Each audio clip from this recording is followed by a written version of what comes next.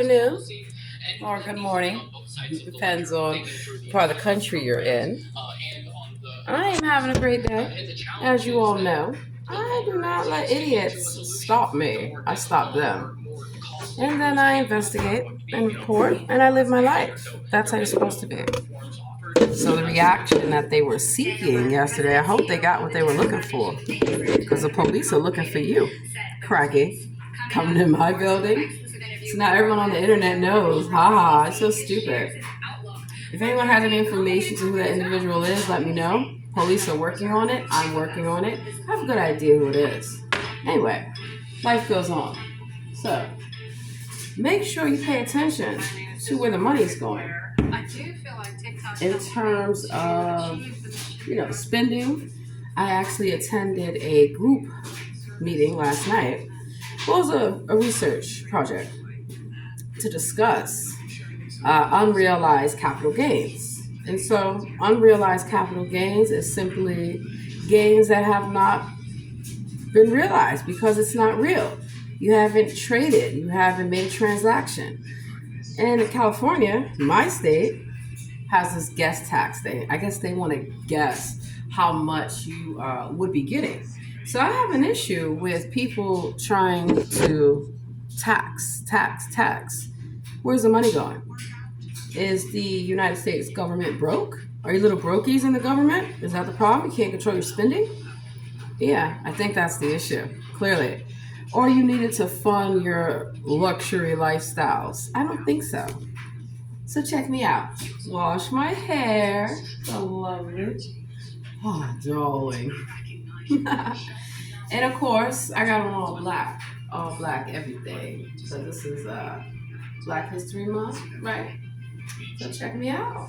Yeah, losing that weight, feeling great, still fabulous as usual. Put my little jersey on. And one of the things that you got to realize is that there's a lawsuit right now in the Supreme Court about this. And the question is regarding 16th Amendment. Does Congress have the authority to do this? No, they don't. You can't tax something that's not real. How you like me now? This is my alma mater, by the way, one of many.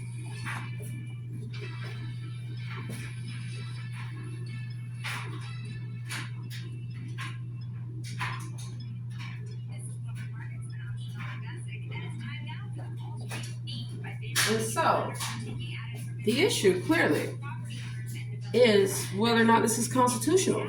And of course, the argument that they want to frame when they talk about taxing the wealthy is Jeff Bezos, Elon Musk, all these individuals, right? No, they're entities, they're corporations. Corporations are not people. Additionally, what gives you the right to monitor people's bank accounts? Because how are you going to be able to assess something that's not real? Make it make sense. You can't. So when you look at wealth, right, you need to look at what is called generational wealth, family-owned businesses, family-owned farms, a number of things. People shouldn't be penalized for being successful, for being wealthy. See, wealth is not just you have some money in your bank account. What about your portfolio? Your entire portfolio, not just stocks and investments. A number of things.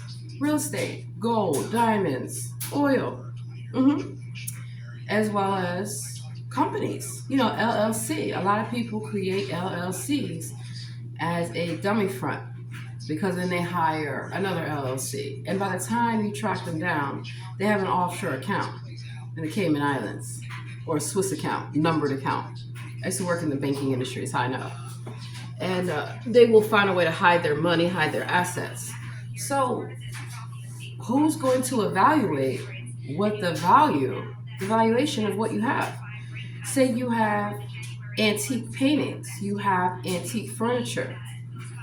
Do you really think that the people that work for the government know the value of this? People at a thrift store, pawn shop, doesn't even know the value of luxury goods. How would somebody who doesn't have that capacity. You always should have all your property appraised by a real appraiser. You should always be insured. You should be insured to the hilt, as much as the insurance that you need. And the reason why do the politicians need more money? Why? All this money that they have stolen, that they are spending, and even I did Tiffany Henyard. Today's your day, sweetheart. You get exposed because you used to be a jail inmate. How the hell did you get a job as the mayor of Dalton? And you got a job as the township supervisor? It's double dipping. It's illegal. They fired the chief of police in Dalton. So one of the things I highly encourage you to do is to read the newspapers. You can get them delivered to your email. Read them all. Read both sides of the story, so to speak. And then also, you can't just watch Fox News or Fox Business. I do, but I also watch CNN and I also watch Bloomberg Markets, like I'm watching now, to hear them talk about the companies, what they're projecting, what's going on, the whole nine. So, in case you didn't know, Tesla moved its headquarters out of California to Texas. A lot of companies left California. A lot of residents like myself did as well. It's no man's land. It's lawless. Wild, Wild West. It was like Couple Witches Brew. And the reason why I say that is because it's true. Oh, you want to see my purse?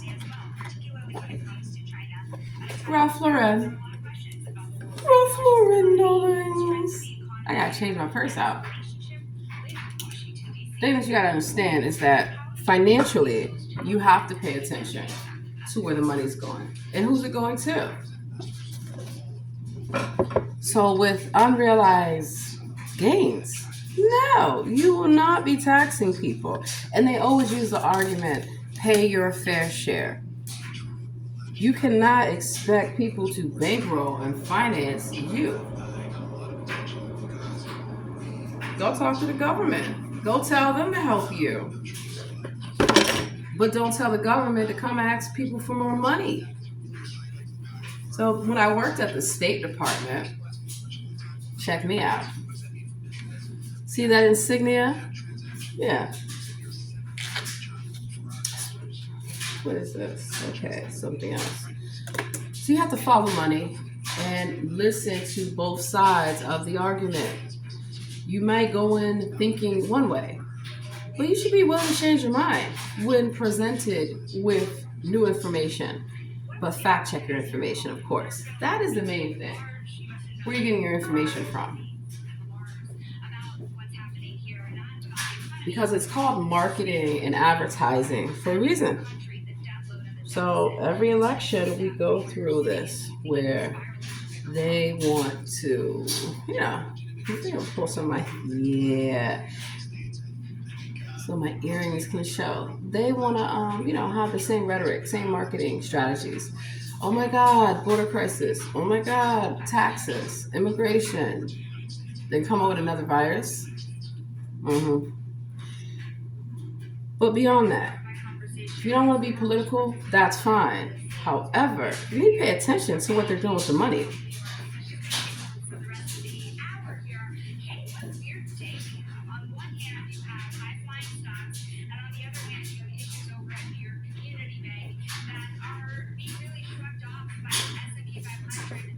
It's clearly not going where they say it's going to go. I knew that when they were passing bag taxes years ago. You're not even cleaning up the Anacostia River. You're not even doing anything. But if you notice, we got taxes upon taxes upon taxes. No taxation without representation, anybody? So you have to read the Constitution and uphold it.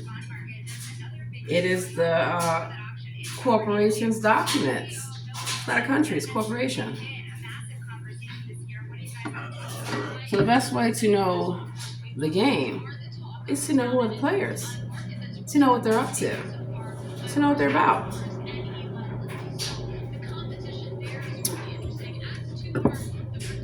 If these elected officials are not corrupt,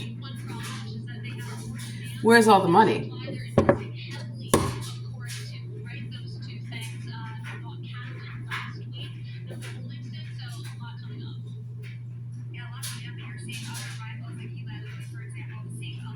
So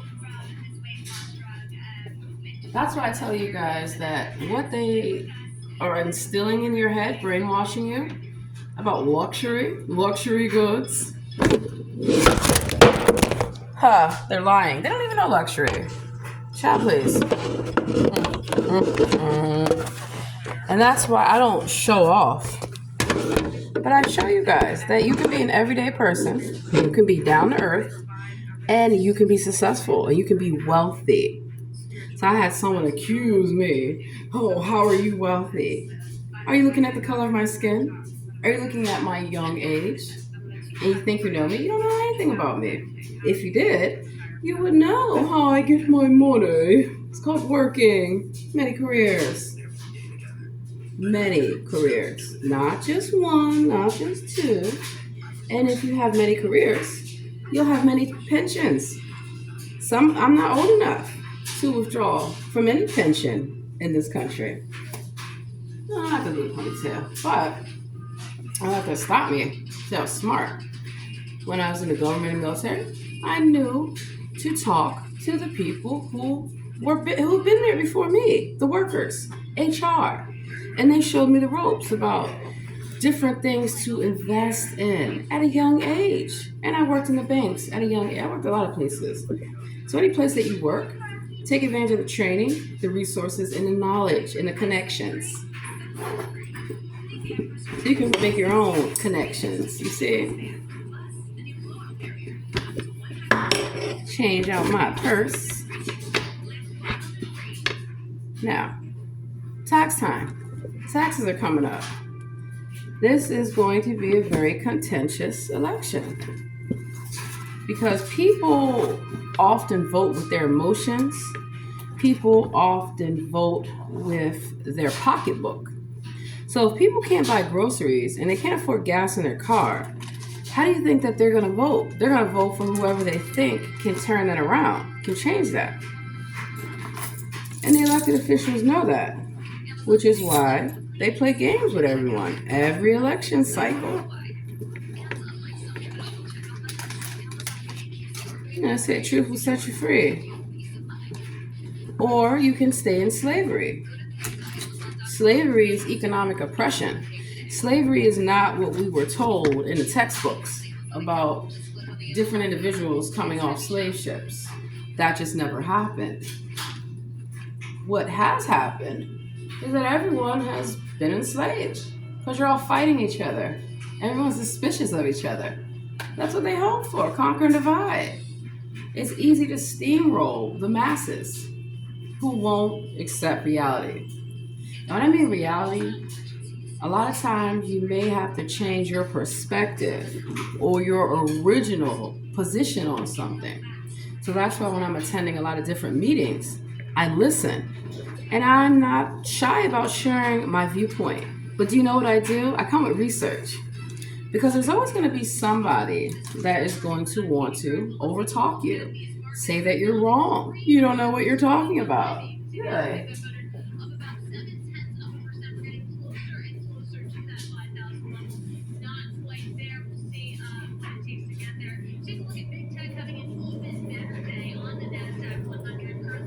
Which is why it behooves you before you go into a meeting, before you go into a hearing, before you do anything, right? Before you sit on a panel, you want to make sure that you understand the subject matter, that you've done your research. And so they threw one out there that we didn't expect about unrealized gains. And I had to, it's okay to say you're not knowledgeable about something. You can't know everything. But what you can do is realize the power of research. And so I quickly pulled out my other device and looked up unrealized capital gains. And I immediately pulled up, which I'm going to show you guys, the Supreme Court case. And that is what made me look at, turn this off. another perspective, right? Because semantics, the way things are phrased, for example, have a huge implication as to whether or not a voter is going to understand what they are voting for or what they are voting against. So, sometimes they say you get what you vote for. Not always the case, because a lot of times the language is written just like a lawyer will tell you. The language is written in a way so that you don't understand it. That's why if you have a contract, if you have a lease, if you have any type of legal document, you should always have it reviewed by an attorney, because they know legalese. They know the legal terms, the jargon. Same thing with medical. You should always have a qualified medical expert or physician give you their recommendation, and get it in writing, because that way you're able to refer back to that.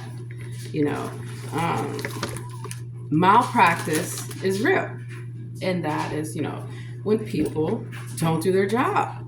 Because when you are in a position to where you are supposed to know, you're supposed to know. And if you don't know, someone on your team should know. When I worked on a lot of political campaigns, I did a lot what's called oppositional research. It means I look up everything about the candidate. If you have a parking ticket from 1962, I'll find out. Anything, everything, it's all up for grabs. And so you have to be conscientious of where you get your information from, and to fact check where you get your information from. Certainly, absolutely. So let's put up my purse imported from Italy up. Cracky crack, you won't be stealing my luxury goods, because they're real, they're authentic. The furniture that I have has seals on it. Yeah. Miss me with your bullshit.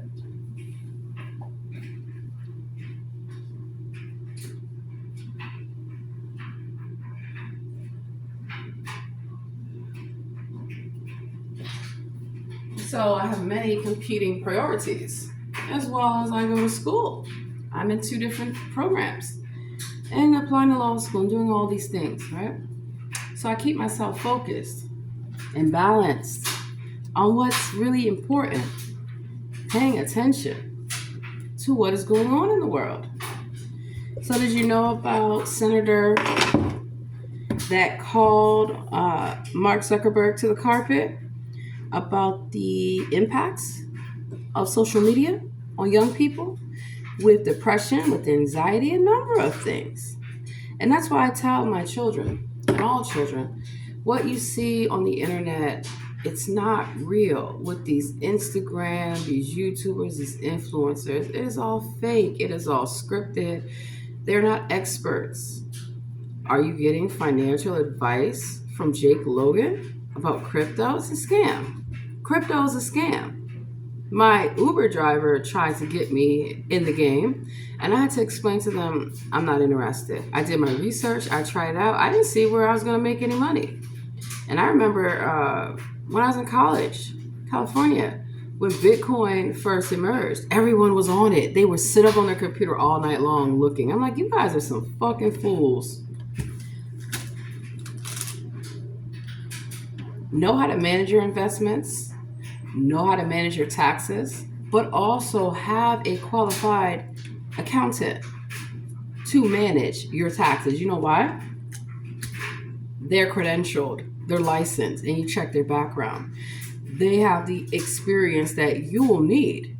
But you can also go, if you need to learn about taxes, you can go to the IRS website. You can go walk in the building like I did at the age of 18, when it was my first time filing taxes on my own. Yep, I've been working so much. Wow. And that's how I learned about taxes. So there's a plethora of information. There are multiple ways that you can learn. It's up to you to take it upon yourself to become educated. You don't have to go to a 4-year degree, a 4-year university to learn a lot of these things. However, if you are a college student, you can still learn about your finances. You can still learn about investing, whether it's through the workplace or even on your own, you know. So let's look at unrealized gains, because that is, it's going to be a hot button issue. And most people have never even heard of unrealized gains. I realize it's a scam. And that's what everyone most of the people in the group came to a consensus. But I'll tell you this. If you have an opinion that is contrary to what other people feel, it's okay. Be civil. I don't get upset if someone doesn't agree with me. I hope you don't agree with me, because then that gives me an opportunity to either strengthen my argument or modify it. And sometimes people can't realize that you have to keep an open mind. You might walk into a hearing thinking, this is the position that I have, right? But then you start hearing people testify, or you start seeing more evidence, and it's like, perhaps this is not what we were told to be true. So unrealized gains, let's just look up court. So one of the things I immediately do is I establish myself by doing my research. So when I say something, I have my research and my notes ready, because I know someone is going to attack my position. And if that doesn't work, then they'll try to attack me. Yeah, doesn't work. Because for one, it's clear as day what's going on. So a quick Google search, Bing search, whatever, quickly can pull up the information that you need. So Forbes, unrealized gains in estate planning, the Moore case. This is December 12th, 2023. I actually pulled up in the meeting the Supreme Court case. And I said, here's the issue. Because everyone is talking about close the loopholes. We've heard this argument. Then everybody's saying tax the wealthy, all these things. It's rhetoric that you've been programmed to accept, because they're talking points. It's marketing. It's talking, the same talking points, just worded differently. A lot of times you're voting against your own interests and you don't even know it, because the way that it was written is to confuse you. It is to not let you see what the issue actually is. When people are protesting, right, or they're trying to go on strike or get you to do something, ask them, why are they there? Ask them, what are they supporting? Because that's what I asked the Tea Party on Capitol Hill back in 2011. I said, why are you here? What do you represent? What do you want other than shut the government down? What do you want specifically to be done? And as you can see, that movement has gone nowhere. All these so-called movements, they don't get any traction. They're media publicity stunts. Because if you want to make change, you go to the courthouse, you go to the legislators, you call them, you write them, you email them, you mobilize the community against them or for them. Depends on your position. So unrealized gains in estate planning, the Moore case and its implications. The implications of the case brought by Charles and Kathleen Moore on the existing tax framework concerning unrealized gains and its potential influence on estate planning. This case challenges the prevailing norms and understands its far-reaching consequences. The Supreme Court case has sparked debate on tax law, fairness, and liquidity. These assets have not been liquidated. They have not been transferred. They have not been sold. So there's no gain on something that has not moved. This is what you have, right? This is a candle. We know this, right? Nothing's been modified to this that would not make it a candle. It's simple. So the legal context, legal context and precedents. Here we go. The Moore versus United States case primarily concerns the constitutionality of a provision in the 2007 Tax Cuts and Jobs Act. So then we would go look up what that act specifically says, because a lot of these acts are passed the midnight hour with little to no public opinion or commentary.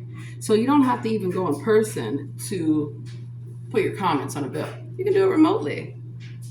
And I highly advise you to, because that way you have an electronic record. And a lot of times, these elected officials cannot stand on their record because it simply does not exist, like unrealized gains, like the guest tax. Gruesome Newsom, I guess you must need more money, clearly. That's why so many people have left California. And I'm tired of my state getting a bad rap about everything. When it's the Democrats and Republicans, they're all lawless. They're all corrupt. Not everyone, but majority. They profit off the whole divide of everyone. I will only vote Democrat and I will only listen to Democrat. I have worked with Democrats and Republicans across this country. Or I will only vote Republican.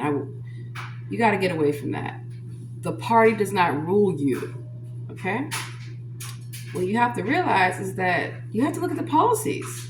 Obamacare, no such thing. It was called Romney Care before it was called Obamacare. How's it working out for you? So traditionally, the U.S. tax system adheres to the realization principle, where income is taxed upon asset sale or disposition of an asset. Yeah. And is California charging people a exit tax? It's a shakedown. The 5 families need money. Call yourself gangsters. You're not. You're trying to extort businesses. You're trying to extort citizens. Absolutely not. Absolutely not. And no, you cannot harass me about it. I'm not intimidated by you fools. That's your problem. Y'all just made my case much more easier for me to prevail. Because if y'all are not doing these things, why are you trying to come in my building? Why are you following me around a courthouse? Following me around Whole Foods? Get a life. Go talk to your elected official and get your food stamps. Get your hotel voucher. Get your burner phone. Get the hell out of my community. Stay out of my pocketbook. Stay out of my bank accounts. And stay off of TV, surveilling everyone. Project Bluebeam, anybody? Beam me up, Scotty. Implications for estate planning. I mean, you can look into it yourself. Forbes, United States Supreme Court. These are real things that you need to pay attention to. So part of why people don't know these things is because you're counting on your TV, your internet, to tell you the truth. Okay. See how it works out for you. I'm scrolling through the entirety, of what they're saying. And so listening to the commentary, there's some very bright individuals that attended that session last night. And you could tell that they listen. And, at first, the one individual, see, what people forget, especially in a debate, I'm really good at debates. Really good. Because I come prepared. I look at you and I smile. So I'm going to take you down. And I do. With facts and figures. Crazies. That is the American way. So when something is unconstitutional like this, you got to pay attention. Are you worried about the gas prices? Are you worried about how much it costs for food at the grocery store? Yeah, that's their plan. They purposely cause these issues, these economic crises, so they can benefit from it. So that way you will kneel and bow to them. They are not leaders like Tiffany Hayward. I'm getting ready to come for you. In fact, that's going to be the next video. So let me see if I can pull up that court case.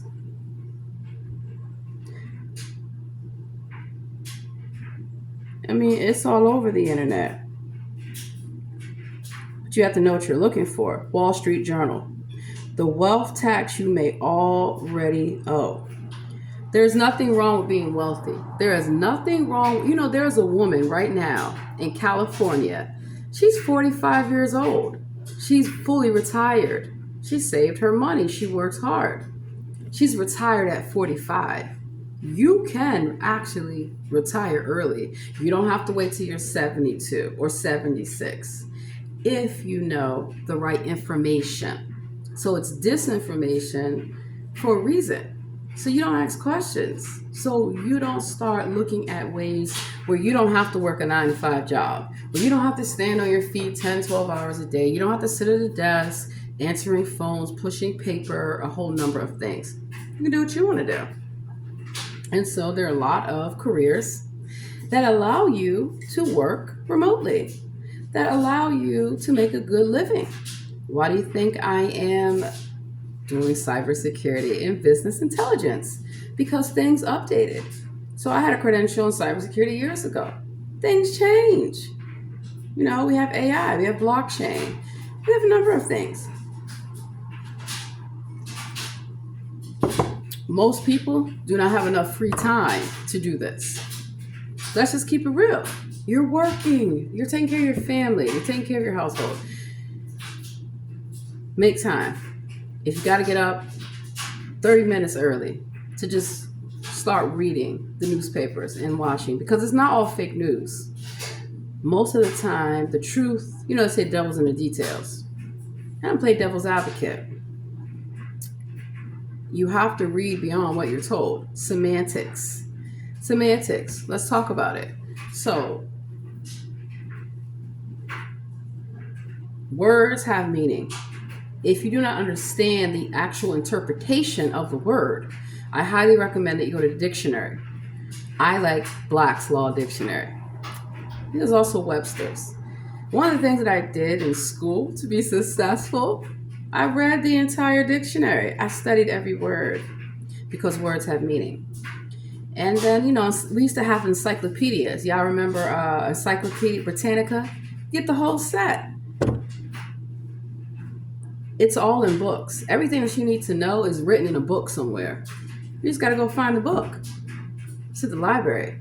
But a lot of these books have been stolen or magically lost. So you can't get this information for free. If you need to learn something, go to your public library. It's a free resource. They have free computers. They have librarians that can teach you how to do research. That's what I do when I go to the law library or when I go to the medical library, like the National Library of Medicine. I used to work at the National Library of Medicine. Yeah. So that's why I'm very knowledgeable about a lot of medical terminology, scientific terminology, and how to convey that information in layperson's terms. Even working in marketing, working in advertising, working in the media. Everything is written in a generalized way so people can understand, because once they start hearing these acronyms and these keywords and all these buzzwords, you kind of tune them out because you're not explaining or you're not reaching them in a way that people feel comfortable even talking to you. You don't have to have your nose in the I am a professor. I used to be a professor. So, hey, to each his own. Everyone has their own teaching and learning. And you know what? You can learn from the students. Wow, what a novel concept.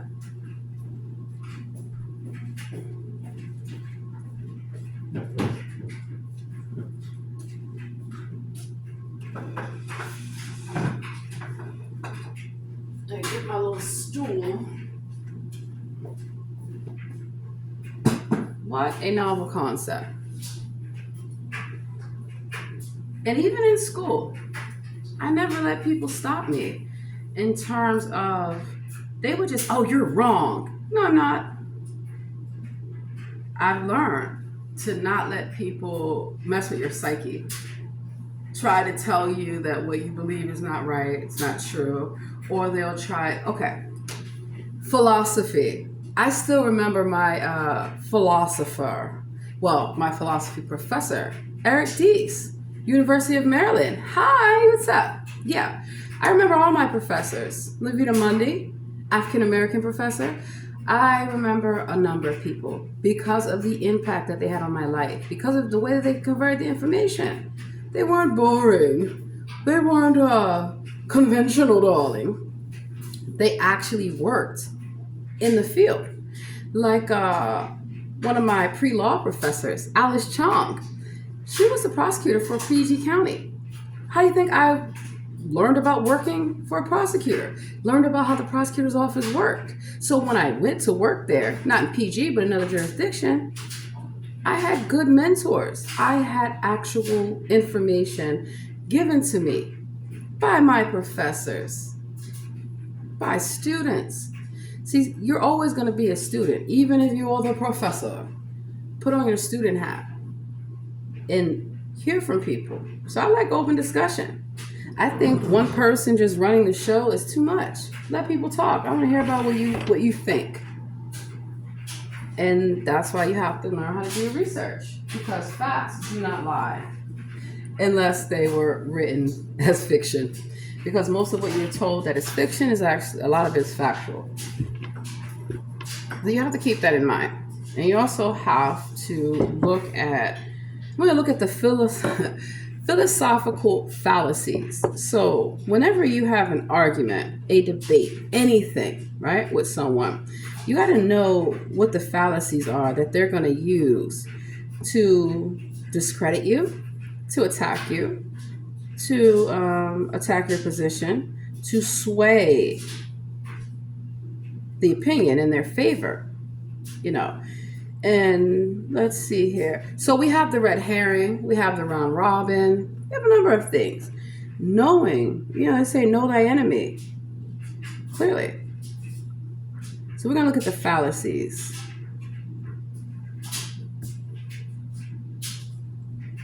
Alrighty, here we go. Fallacies are errors in reasoning that can make an argument invalid. Some of the most common fallacies include equivocation, the slippery slope, ad hominem, attacking the person instead of the argument. That's what most politicians do these days, because what can they do? They can't answer the question. Straw man, misrepresenting someone's argument to make it easier to attack. That happens to me all the time. It happens to a lot of people, where you will misquote them, misrepresent what they stated. And so that is why I always, again, do my research. I never said that. I never agreed with that. I never authorized that. Never happened. And knowing that, you got people who lie. Now, appeal to authority, using a well-known person or expert to validate an argument. We see that all the time.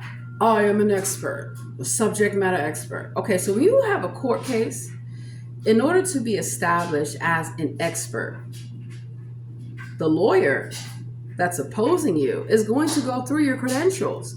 They're going to check your background. That's why I'm good at investigations. You say you graduated from Harvard.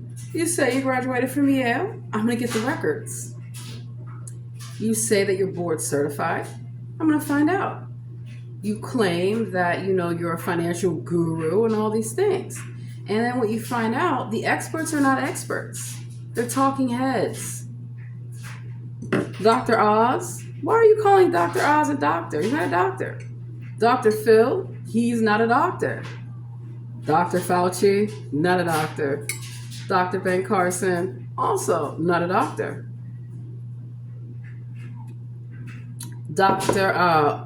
Umar, whatever he calls himself, he's not a doctor.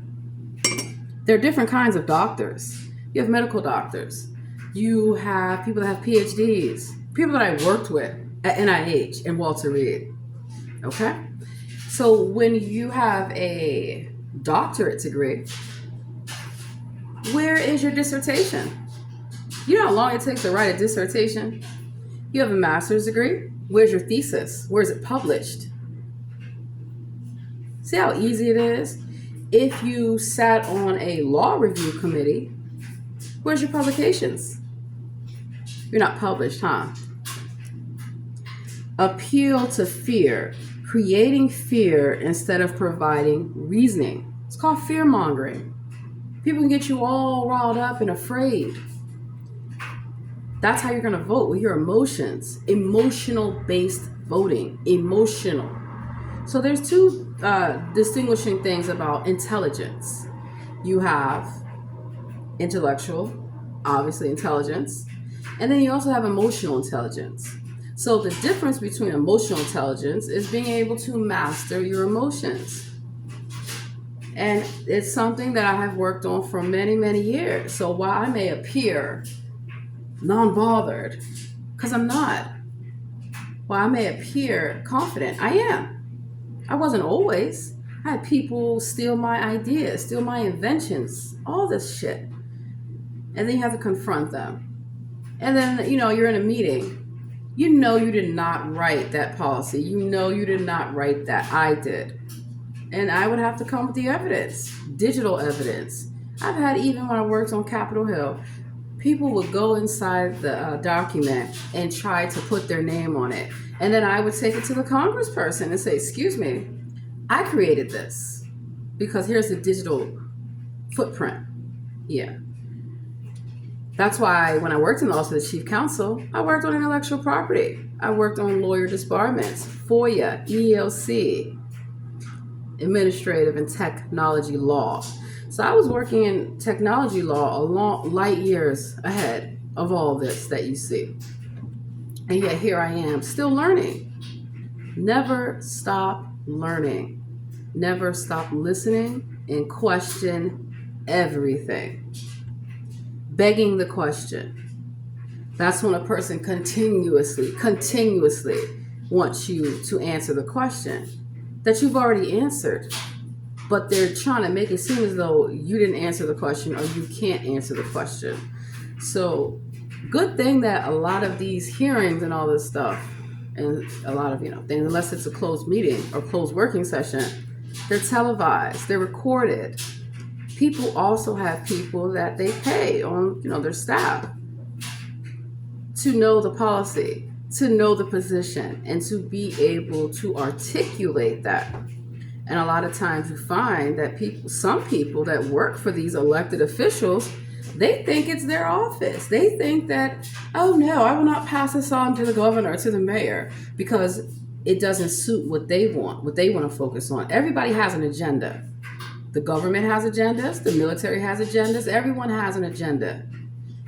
You got to know what's on the agenda, clearly. And whose agenda are they really working for? Alrighty.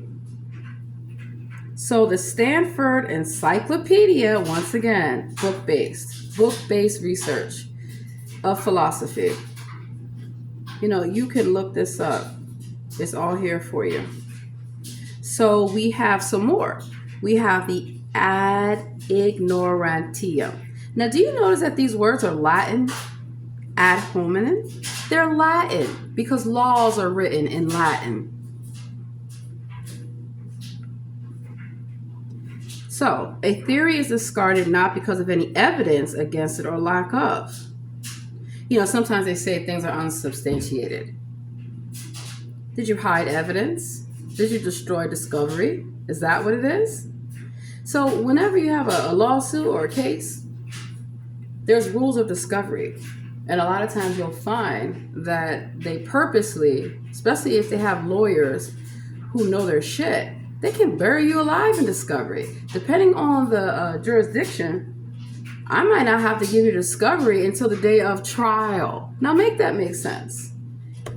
Anyone that has a lawsuit, you would have the right to defend yourself. And you would need to know what the charges are or whatever it is against you. Not even a criminal case, but a civil case as well. There are rules about that, and you have to follow the court rules. So when you do not follow the court rules, you have to know what type of sanctions and who needs to be sanctioned. Judges can be held accountable. Lawyers can be held accountable. Prosecutors can be held accountable. Even people that work at the courthouse, they can be held accountable. Because I've caught people giving unauthorized legal advice. You cannot do that. If you are not an attorney, you cannot advise people as an attorney. I'm not an attorney. Not yet. I will be soon. So I let people know that. And I show them where they can get the information. Because I did my undergrad at University of Maryland in pre-law in business administration. I double majored, 3.5.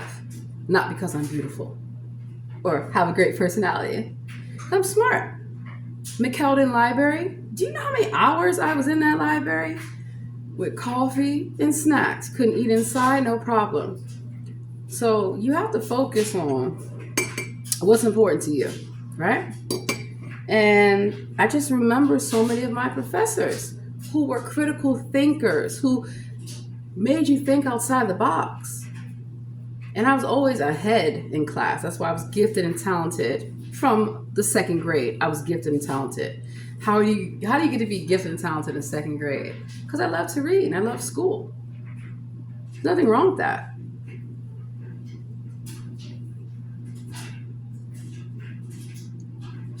All right, so the red herring. A red herring is an attempt to shift focus from the debate at hand. So a red herring attack. It's kind of like what I dealt with yesterday when, the trespasser. I said, you don't even live here. So then he decides to call me a criminal. No, you're the criminal. That's a red herring. That is also attacking the person versus, why are you here? Why are you trying to come behind my key? Why are you trying to come on the elevator? So you have to keep these things in mind because these are tactics that people will use in your everyday life. Like, have you ever gone somewhere and the company was wrong and you have to prove to the company that you're the one in the wrong? Because they want to get away from doing what's right, doing what's necessary. So, straw man. A straw man argument is one that argues against a hyperbolic inaccurate.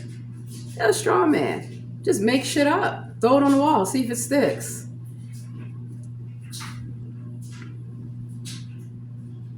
Equivocation. Equivocation is a statement crafted to mislead or confuse readers. Let that sink in. A lot of times you are being misled on purpose. They're hoping you don't catch on. So before you do anything, do your research, make an outline, your key points, your supporting facts, your data, your research. And then also know what they're going to say. So you want to look at SWOT, strengths, weaknesses, opportunities, and threats. You want to envision what they could potentially say. So if not, the what ifs, right? The good, the bad, and the ugly. You can't just look at your side of the argument or the position. You have to anticipate, what are they going to say against me? What are they going to try to discredit me by? Also, what works in their favor? Because a lot of times you can find common ground. And a lot of times how you can get someone to change their opinion, to change their trajectory, or to prove that what they're saying simply is not true, is to get them to admit to certain commonalities, okay? So for example, say I don't want a homeless shelter in my community, right? Of course, the nonprofits are going to come out screaming, oh, people need a place to live. That's anti-homeless. So I think about that, and I think about ways that you can show how that's not true. Or there are ways that you can address that, yes, there is a homelessness issue. Yes, people have a right to shelter that is a basic dignity. And they will agree. Great, now I got you. So you agree that there is a homelessness issue, correct? And you agree that people have a right to shelter, correct? Correct. So then where are the legislations from elected officials? And then you pull out the budget. And then you start talking about how much money has already been allocated to this issue. Millions and billions of dollars. So then you know the major players. And you name them. These CEOs of nonprofits, do you know how much money they make? A lot. Some of them $200,000, $300,000, $400,000 a year. And their argument, like this guy tried to do in the meeting, is that, well, they're doing good work. Are you sure about that? Because I investigate them. Not all of them are doing good work. They're stealing the money, stealing the resources. and they get government contracts. So why do you need more money? Like, for example, San Diego, Father Joe's Village, Alpha Project, look it up. You know how much money they got during the pandemic? Millions upon millions. Where's the money? Exactly. Where is the damn money? Because all the homeless were still in the street. They were stuffed in the convention center, even in LA. Oh my God, can't have all these homeless out here with a stay-at-home order. So imagine, does the governor have the right to order anyone to stay at home? No, he does not. Nobody does. You can't come outside your house. You can't play at a playground. You can't, no. And I defied the governor. I defied them all. I went into the grocery store singing and dancing, laughing with the workers with my mask on. I didn't go anywhere without my mask on. I knew y'all were waiting for that. Nope, I got my mask on. If everyone has to comply, I will do the same. I did not want to get a vaccination. I did not want to get vaccinated. But since they require everyone to get vaccinated, I got vaccinated. So miss me with the foolishness. You need to lead by example, right? And I also got COVID. I was exposed to it on purpose in the workplace. People having COVID coming to work, coughing on everybody. You're going in stores coughing on people. I see it all over, spreading it because they're a super spreader. Remember all those concerts people were having and they told you can't do this. People out dancing and then they wonder how all these people got COVID. It's airborne. It's for a reason, it's airborne. So you have to look at what the opposition is going to say, what they're going to do, and beat them at their own game. Best part of being prepared for life is to prepare yourself for battle. Know thy enemy.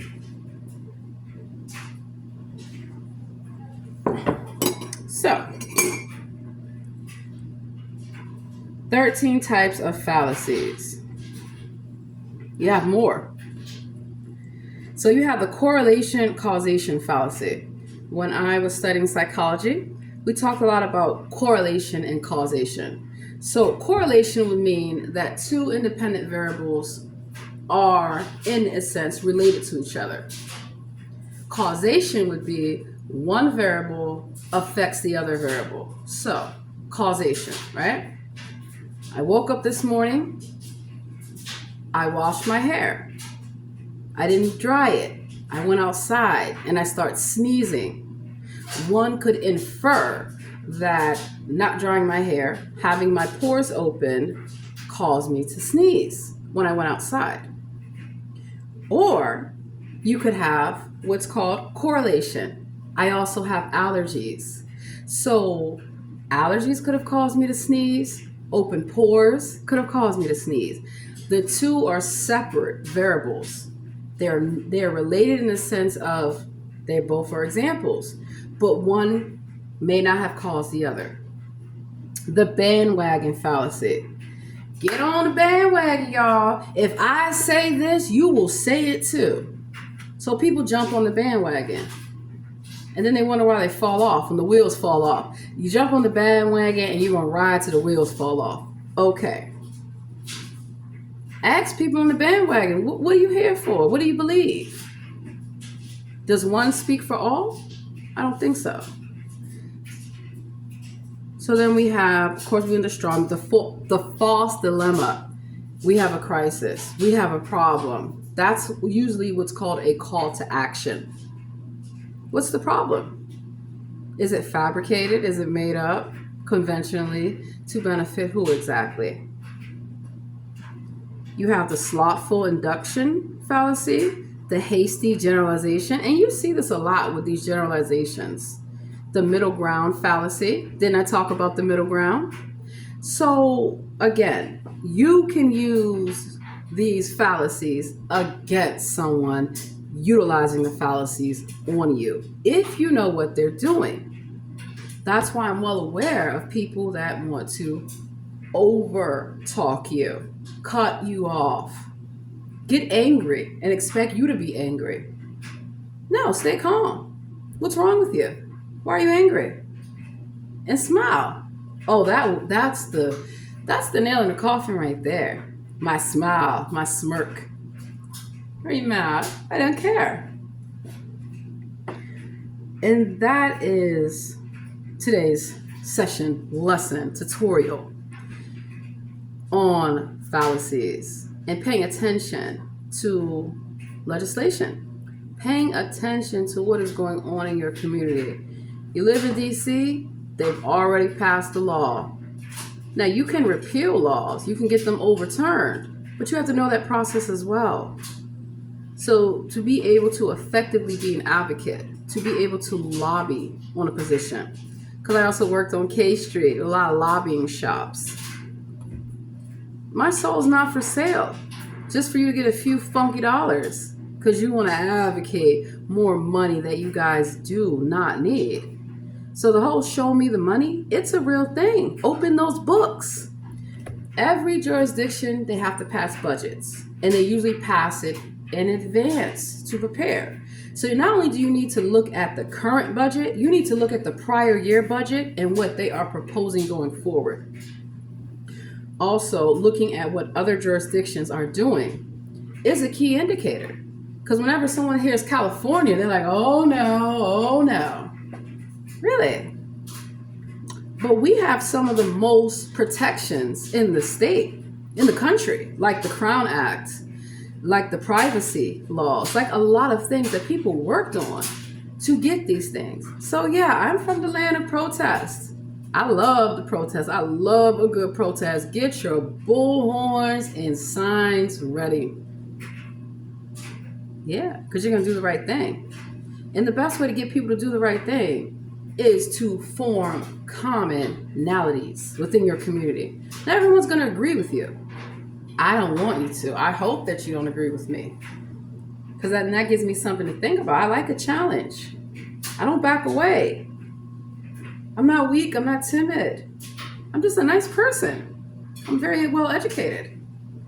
And no, you cannot have any money from me. Stop begging.